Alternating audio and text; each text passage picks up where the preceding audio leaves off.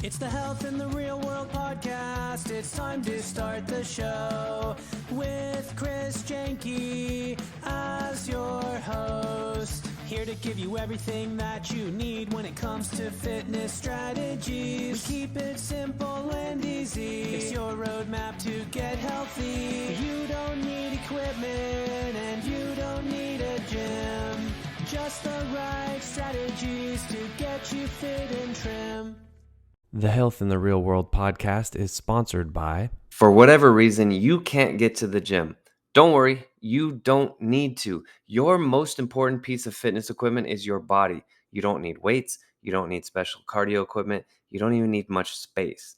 So check out my wonderful world of minimalism. And guess what? You can actually keep your clothes on. You can get a great workout with no equipment. Naked fitness available at Amazon.com. Hello and welcome to Health in the Real World. I'm Chris Janke here today with Michelle Ricketts. Michelle is guiding business owners to develop a self-sustaining business, generate more revenue, and take back time to do things that excite them. I would say to be healthy and fit, and in her words, to happy dance regularly. Thank you so much for joining me today, Michelle. Wonderful to be here, Chris. Thank you.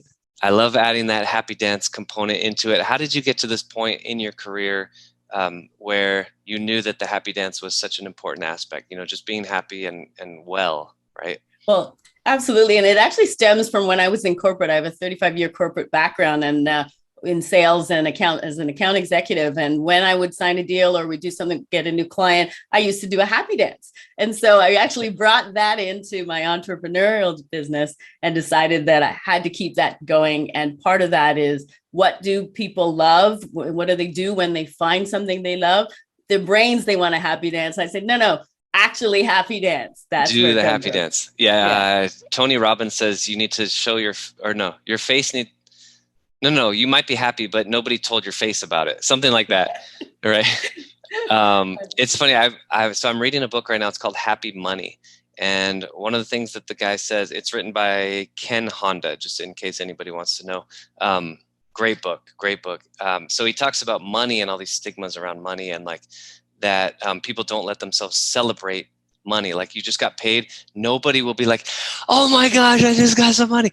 Right. We're like, oh, thank you so much. I appreciate it. Thank you very much. Right. We're all subdued about it. We don't let ourselves get all big and happy about it. But that's awesome. Yeah. And then so 2 years ago, you started your own business. You went out on your own. And are you doing something similar or is it a little bit different? Totally different. So, but what I will say is that my corporate background really helped me be able to get up and running really quickly as an entrepreneur. A lot of people kind of dismiss the corporate world and no, I want to be there, but it teaches us things like structure and camaraderie and being on time and, being able to present and talk to other people and collaborate. So that allowed me to get up and running quickly, as did working with a local company, Wardell International. I utilized their tools to be able to get up and running and really hit the ground with my stride, which was amazing. Right. And as you know, the saying is something like, I can't hear you because your actions are speaking so loud or something of that nature. But what we were talking about before the interview reminded me of a story when I was young, right? So you signed up for this interview and then another opportunity came along, and because of my email and all the issues, right?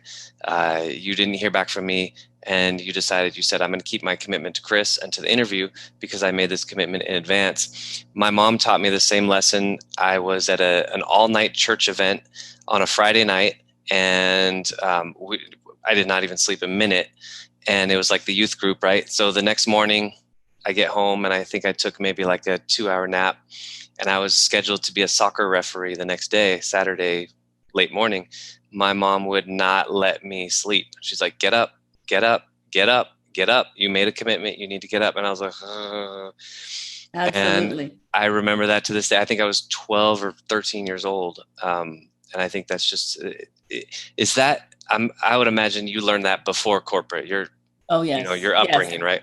That was instilled in the values that my mom brought us up as a single mom and instilled those type of values. And it really is something that guides you through your life, because people know when I say something, it's going to happen, right? Yeah. If I commit to something, it's going to get done. And that's how people need to perceive each of us as individuals. They don't want to think of, oh, do I have to double check? That's a big thing these days, where people double check and triple check and make sure you're going to be there.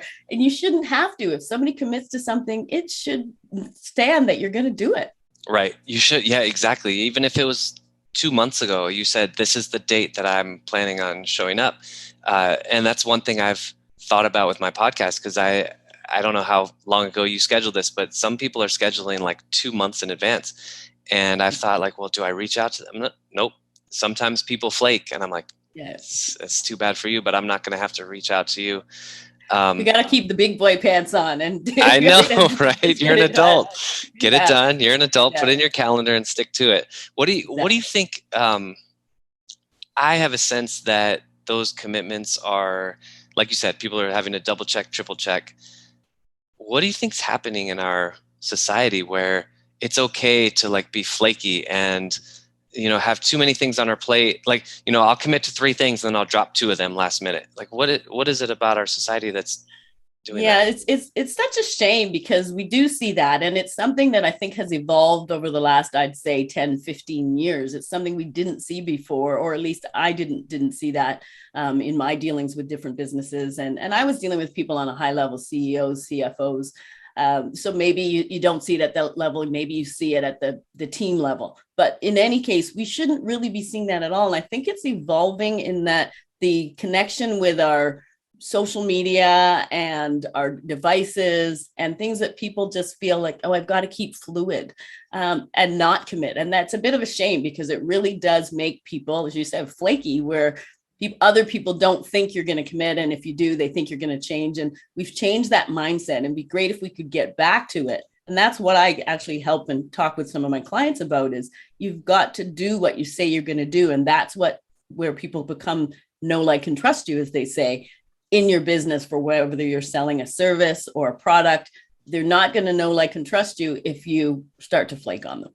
Right. And then you become so powerful, and the self-esteem goes through the roof. When I was growing up, I'm not going to mention which family member, but it rubbed off on me, and they called it Janke time. It was like, oh, he's always going to be late. And I didn't like that. And so when I was in college, I said, no, that doesn't exist anymore. And so the other day, it was a couple of weeks ago, my dad was texting me like an hour before I was scheduled to meet him at his house. I was like going to have dinner with him.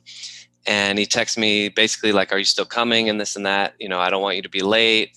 And I was with a client at the time. And I just shot him a real quick text. I'm never late. Boom. Shot it back. I'm never late. And I haven't been for 20 years, maybe like 1 out of 30 times. But the reason I'm bringing this up is because you're absolutely right. Clients will know, like, and trust you better, and you will have more self-confidence as well. Absolutely.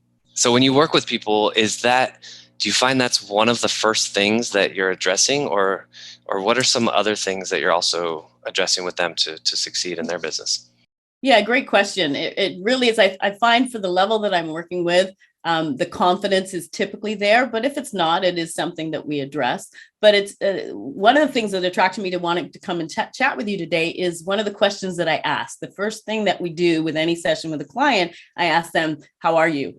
And it's not a greeting, it's a question. So I say to them, how are you? I want to know, are you frustrated? Are you happy? Are you sad? What's going on today with you as a person? You'd be surprised how hard it is when we start for people to actually have that conversation. Not because they're just getting to know me, is because they first want to start talking about their business, or they want to talk about, something they just did. People don't like to look at themselves and see, how do I feel? And a lot of times when they get that question, people don't care. They don't wait for the answer. So They just say, fine, good, whatever, and they move on. But really understanding how they're doing as an individual, for me, is so key. And that's where I start with everybody, every single session. Right. And I think, you're right. How are you is almost like a synonym for hi, right? Yes. In a lot of people's eyes, because we say it so fast and we're boom, boom, boom. So I heard that in the corporate world with like angel investors and things like that, trying to get funding, that the people who are doing the funding are actually more concerned about the founder as opposed to the business idea. And that sort of speaks to like, how are you? How are you, right? How are you as a person? What do you show up on time? How, do you regulate your emotions? That whole gamut, right? Absolutely. Yeah. What made you take the jump from corporate to your own thing 2 years ago during COVID? Yes. That's a big jump. It's a great question. So after 35 years in corporate, I've been downsized, resized, restructured, whatever you want to call it, 3 times. Oof. And most recently was November 2019. And I've always enjoyed my work, my career. I do not believe in getting up, looking in the mirror, and not loving what you do. So at that time, though, I felt that I'd done it. I'd had enough of where I was as an account executive, and I wanted to do something different. So then I really looked myself in the mirror and said, dude, if I start doing interviews and resumes, is my heart in that? And it really wasn't. I had just done an event series for entrepreneurs where I brought in speakers to share their tools and techniques so that they could then take it away, improve their business, use those tools and techniques. And I realized then that entrepreneurs don't learn a number of things that are available in the corporate world. They either don't have access to it or they don't know what they don't know. And then I realized I wanted to do more with entrepreneurs to guide them to some of those things that they are not aware of. And that's where it started. Some of the, like you mentioned, the structure, being on time, things like that. I see, as you were talking, I was thinking, the corporate world is almost like the military in a way. I know a lot of people who went to the military as just complete, children, let's just say. They were children and they came out adults, let's just say that. And it seems like the corporate world has the potential to do that as well, especially for an entrepreneur who wants to eventually leave the corporate world and start their own thing. Yes, absolutely. And a lot of times the corporate world gets a bad rap with entrepreneurs and in the entrepreneurial space, but it really does. It gives you that structure, especially if you're a person who struggles with structure and organization. I say to people sometimes, go and get a job for 3 months, 6 months, even if you tell them up front, which is a nice thing to say, I just want to kind of learn the ropes. And that will help with structure, because being able to be on time for meetings, being on time for clients when you're running your own business is huge. Nobody wants to be waiting for you if they're going to buy your product or service. They want you to be there and ready for them, because they're the one at that point that's important. So if you need that structure to help you, whether know how to be on time, how to handle a meeting, how to work with others, how to structure a calendar. My brother calls me the queen of calendar, and I've helped several people because it is something that we take for granted, a lot of us. But for those who haven't really ever had to do that or have a structured calendar, it can be a challenge. So there's a lot of things that corporate world really does help with that you can then take into being an entrepreneur. Yeah. So somebody who, let's say they want to be an entrepreneur, they have an idea, right? We've heard this so many times. And then a lot of times the idea doesn't push itself forward. It's the implementation of the idea. So would you recommend to that person, same, you just said it, but just like maybe get a job, get that experience, and then maybe jump out from there? That would work for some people, absolutely. But sometimes it's not even about getting the job. It's about having the right mentor or having the right consultant or coach, whatever it is. But there are those that have done some of what you're trying to do. They may not have your idea. They may not have your exact skills, but there is someone who can help you to move forward and have that right structure to be able to then set your business foundation on. And there's lots of opportunities, as well as go get a job, and that will help you learn some of them as well. But working with a consultant like myself or others definitely is a good step as a start. And I know you mentioned, and you were talking about how you can refer people to different individuals, like if they need a trainer, if they need a nutritionist, if they're deficient in some part of their life. And I almost see like you as a general contractor of like business, right? So an entrepreneur comes to you, they want to start something, but they're maybe lacking in one area. You can direct them in that general vicinity to enhance that skill, right? Absolutely. I don't typically work with startups, but what I will say is that really being able to understand what it is you're missing or know that you're missing something is a great first step, and then being able to go from there and see who can help me with this area that I'm missing. Nobody is perfect at everything and able to do everything. And typically I'm working with businesses who are already owners who are already in business, and they may still have everything on their plate. The key thing is to be able to delegate or eliminate, have others involved, whether it is employees or partners. Having those others involved allows you to then move things off your plate that are not your area of expertise. But you're so right. I do work to have others in my toolbox or in my back pocket so that I can make introductions. And going back to what we said about how are you, when somebody needs assistance, whether it is they want to get fit, they want to be healthy, they want to work out. That's not my area of expertise. I've done it all my life and it's helped me, but I do introduce others who that is their area of expertise, and then they can help them along the way. Perfect. Yeah, that sounds great. Networking, because like you said, nobody knows everything. That's one thing that's been great about this podcast and talking to all these people. I'm meeting just a wide variety of people and, different skill sets. So I want to go to you personally. How do you personally balance it all? So starting a new company 2 years ago, you have your experience in the corporate world, and then how do you keep your health top of mind? What are some of your strategies for this? Yeah, great question. And my key strategy is looking after myself first. And that's, for me, has always been my health and wellness, and really being able to, I still work out 5 or 6 days a week. And that doesn't have to be the gym. For a lot of people, you say the word workout and they go, oh my God, I'm going to get weights, I'm going to get big. No, it's whatever works for you as an individual. For me, I first probably 30 years of my career, I was doing weights 6 or 7 days a week. 10 years ago, I switched that, and I now do 5 or 6 different things. So I do everything from boxing to spinning to workout class, yoga. I ski, I snowboard, I play tennis. I took up badminton last November just because somebody invited me, and I tried it and I liked it. That's really great. Need to find what works for you and then do it. And so for me, my health and wellness has always been important. So the working out, that's like my religion. And then eating nutritious food. Now, I'm not going to lie, I have a sweet tooth, but I manage that, and anything in moderation. So I try to keep that to the weekends and make sure that I'm eating nutritious food other than that, because you really need to ensure that you're taking care of your body, both inside and outside. So that's the first step, right? And I know you do that, and you make sure that you're doing what you need to do to keep yourself fit as well.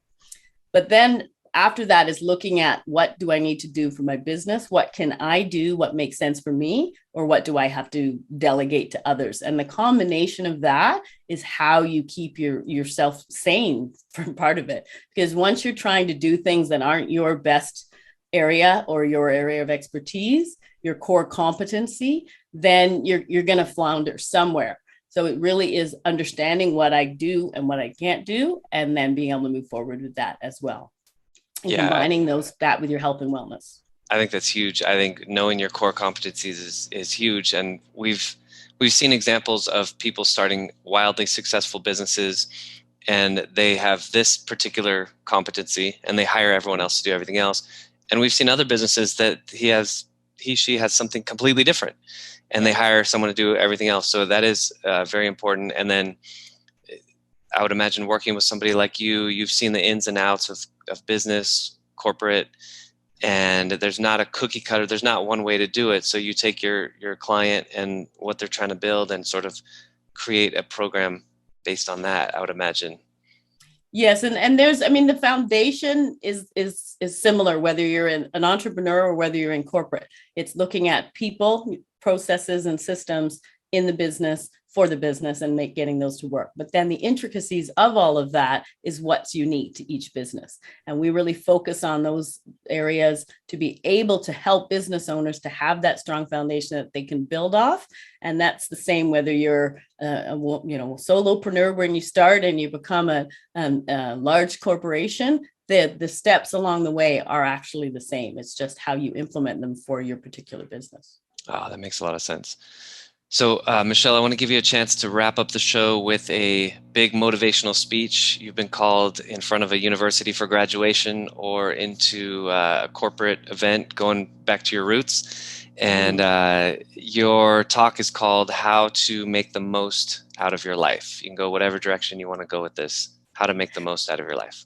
Well, thanks, Chris. And I have a formula that I like to use. And I say that when you have your business fitness, which is all the things we've talked about, having that right structure, the people, the processes, the systems, that's your business fitness. Then you have your individual health and fitness, which is your internal, external wellness, your nutrition, your activity, your exercise. And when you put your business fitness plus your individual health and wellness fitness together, then you get your happy personal universe. And that's what we all want to strive for on an ongoing business is to have a basis is to have that happy personal universe. And that's the advice I would give.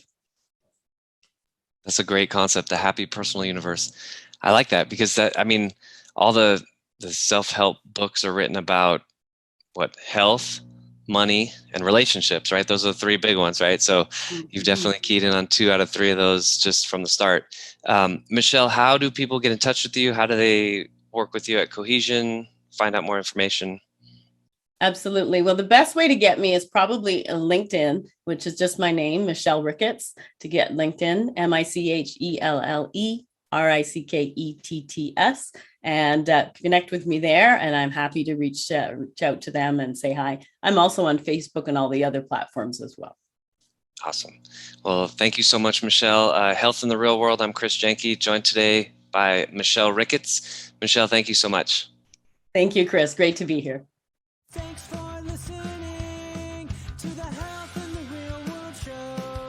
Make sure to like and subscribe and comment down below. Visit mycorebalance.com to learn more.